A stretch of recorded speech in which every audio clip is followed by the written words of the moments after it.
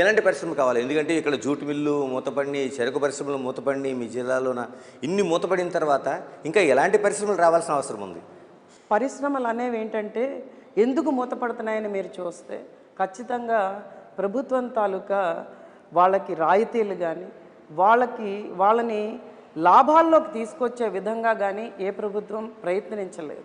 ఆ ప్రభుత్వం ప్రయత్నించేటట్టుగా స్థానిక నాయకులు ఎవరు కూడా ఈ సమస్యల్ని బలంగా తీసుకెళ్ళలేదు ప్రభుత్వం దగ్గరికి.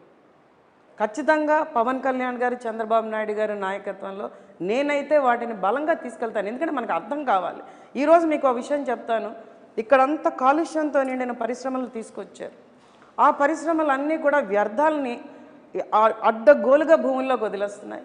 నెల్లిమల్ల నియోజకవర్గాన్ని ఇలాగే వదిలేస్తే వాళ్ళకి, ఆ కంపెనీలకి మనం కొమ్ము కాస్తూ ముందుకి నాయకులు నడిపిస్తే ఈ ప్రాంతాన్ని ప్రజలందరూ వదిలేసి వెళ్ళిపోవాలి. మీరు ఆల్రెడీ చూస్తున్నారు. తాడి గ్రామం విశాఖపట్నంలో ఫార్మాసిటీ పక్కనే ఉంది. వాళ్ళు పునరావాసం కల్పించమని ఈరోజు అడుగుతున్నారు వాళ్ళందరూ కూడా. అలాగే తయారవుతున్నది పైడి భీమవరం, ఆ బెల్ట్, అల్లాడపాలెం, ఆ ప్రాంతం అంతా కూడా మనం ఏం చేస్తామో కూడా తెలియని పరిస్థితికి వెళ్ళిపోతున్నాయి.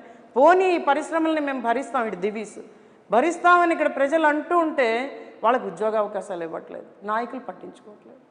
2019 ఎన్నికల్లో నాకు పేపర్ మీద రాసి చూపించారు ప్రజలు. ప్రతి పంచాయతీకి, మాకు 101 పంచాయతీలు ఉన్నాయి, ప్రతి పంచాయతీకి నేను ఖచ్చితంగా 5 ఉద్యోగాలు ఇస్తానని ఈ స్థానిక ఎమ్మెల్యే, వైఎస్ఆర్సీపీ ఎమ్మెల్యే ప్రామిస్ చేశాడు. కానీ ఈరోజు దాకా ఒక్క ఉద్యోగం లేదు. కనీసం వెళ్తే కూడా మాట్లాడట్లేదు. యువత అందరూ ఖాళీగా ఉంటున్నారు. ఎంఎస్సి ఆర్గానిక్ కెమిస్ట్రీ చేసిన ఒక అమ్మాయి ఈరోజు వైఎస్ఆర్సీపీ వాలంటీర్గా పనిచేస్తున్నదంటే చూడండి ఎంత దరిద్రం. 5,000 రూపాయలకి. అంటే ప్రభుత్వంలోని చిత్తశుద్ధి ఉండాలి, స్థానిక నాయకుల్లో చిత్తశుద్ధి ఉండాలి. నడిపించే బలమైన నాయకుడు ఉంటే ఖచ్చితంగా అభివృద్ధి బాటలోకి వెళ్తుంది. సంక్షేమం అందాల్సిన వాళ్ళకి అందాలి, అభివృద్ధి అందాల్సిన వాళ్ళకి అభివృద్ధి అందాలి. మన సంక్షేమంతో కూడిన అభివృద్ధిని తీసుకెళ్తేనే ఏ ప్రాంతమైనా బాగుపడుతుంది. దానికి ఖచ్చితంగా నిర్దిష్టమైన ప్రణాళికలతో మేము ముందుకెళ్తున్నాం. మన నియోజకవర్గంలో 4 మండలాల్లో 400 పరిశ్రమలు తీసుకొస్తాం. అంటే ఇన్ని ఆలోచనలు చేస్తున్న మాధవి గారు 2019లో పోటీ చేస్తారు.